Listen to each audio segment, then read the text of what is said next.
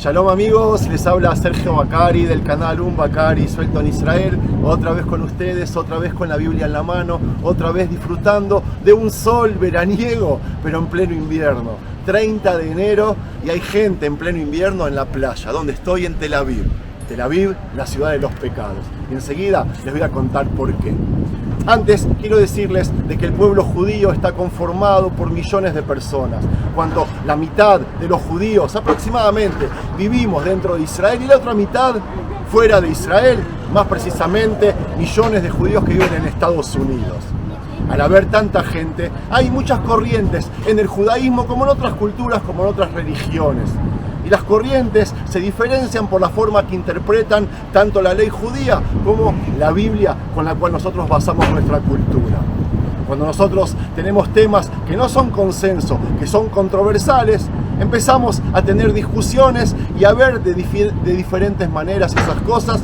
Y lo que hoy vamos a hacer es hablar sobre la homosexualidad. Cómo ven las diferentes corrientes del judaísmo hoy día este tema, qué dice la Biblia, qué dice la Torá sobre esto y cómo se fue desarrollando en los últimos años. Elegí hacer este video en Tel Aviv porque, a diferencia de Jerusalén, estamos en el polo opuesto de cómo se ve la homosexualidad. Si en Jerusalén se ve de una manera, en Tel Aviv se ve de una manera completamente diferente. De esto voy a hablar y también voy a comparar las diferentes posturas entre Israel y entre el judaísmo de Estados Unidos. Una postura más liberal allá en Estados Unidos y mucho menos liberal, más conservadora aquí en Israel. Vamos a aprovechar este día de playa, vamos a caminar por la misma y mientras tanto vamos a deleitarnos de un hermoso relato que estoy seguro les va a gustar. Amigos, a la hora de comentar, por favor, sean livianos, expongan sus posturas, pero no juzguen. Todos tenemos razón, recuerden esto. Empecemos. Salgamos a caminar y ver gente, ver playa y disfrutar de la ciudad más cara del mundo, amigos. El tema es, como les dije, la homosexualidad vista por el judaísmo, y antes de comenzar quiero abrir el paraguas porque sé que va a haber una lluvia de comentarios juzgando a mi pueblo. De antemano, y solo a ellos, les digo que estoy orgulloso de mi pueblo y de mi cultura. Estoy satisfecho que podemos debatir el tema, evaluarlo y no esconderlo debajo de la alfombra como hacen otros pueblos, otras naciones, como hacen otras religiones.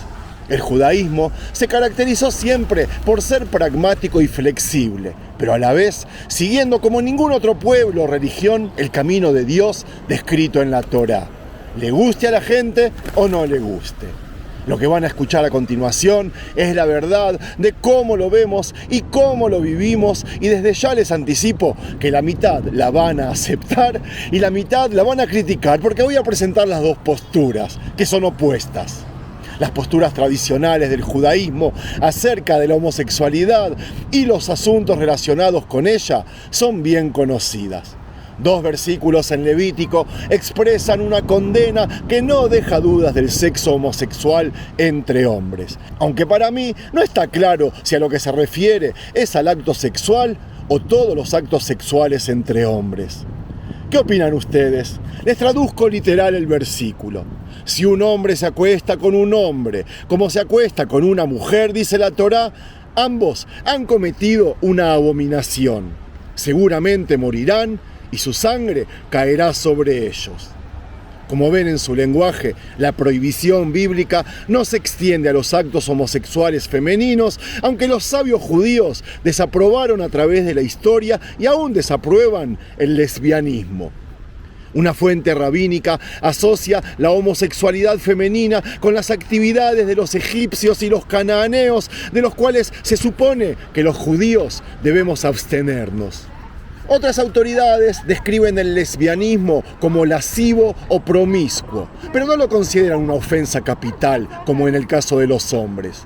Los versículos del Levítico también implican que lo que se aborrece es el acto sexual homosexual y no la persona homosexual. Y miren qué curioso, en la Torá, abominación está escrita como toeva. Y aunque esa terminología parecería insensible, la misma palabra se usa también en referencia a animales prohibidos. Amigos, quiero agregar que fuentes tradicionales toman en cuenta la dureza de la abominación al citar la falta de potencial procreativo como la razón de la naturaleza abominable del acto homosexual.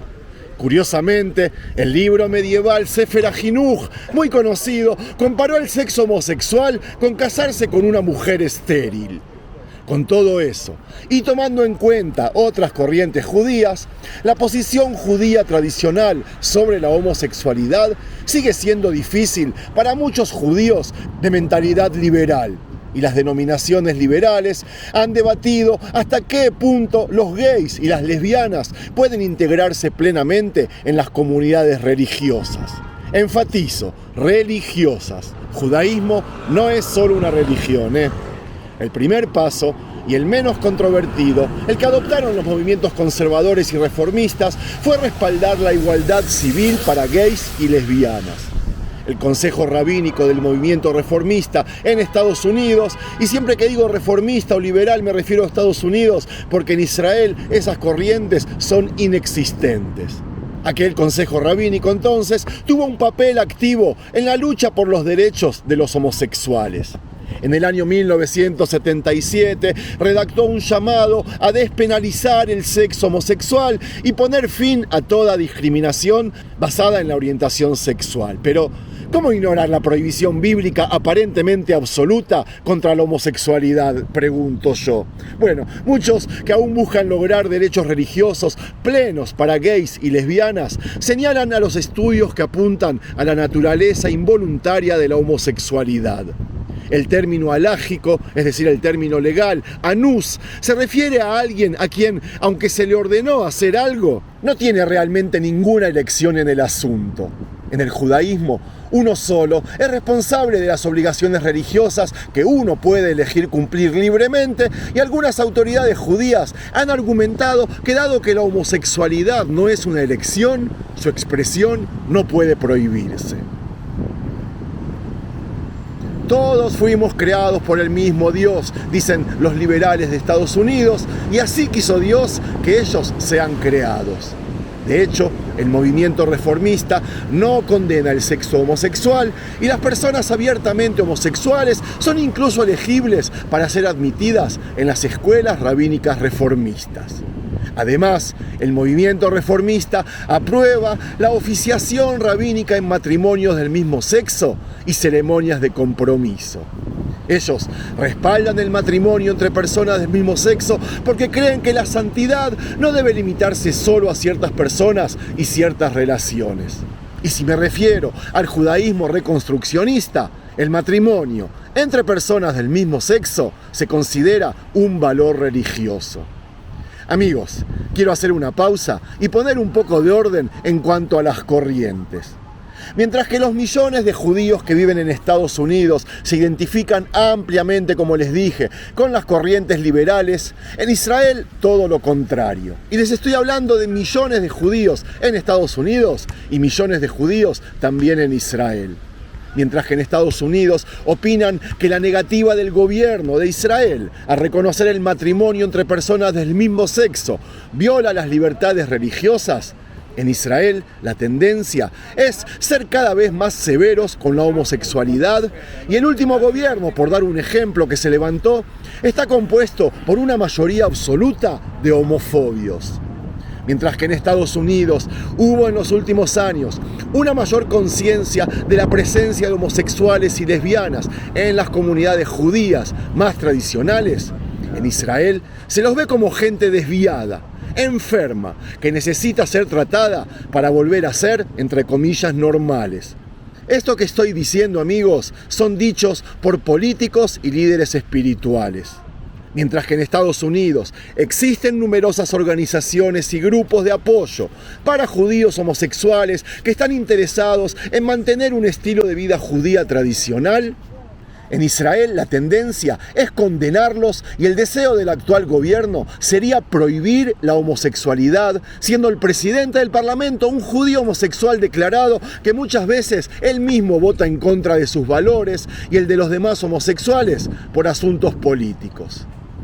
voy a seguir con una anécdota. Muchos conocen a Dana International, una cantante judía de Israel que cambió de sexo y hace unos años ganó el Festival de la Canción Europeo llamado Eurovisión.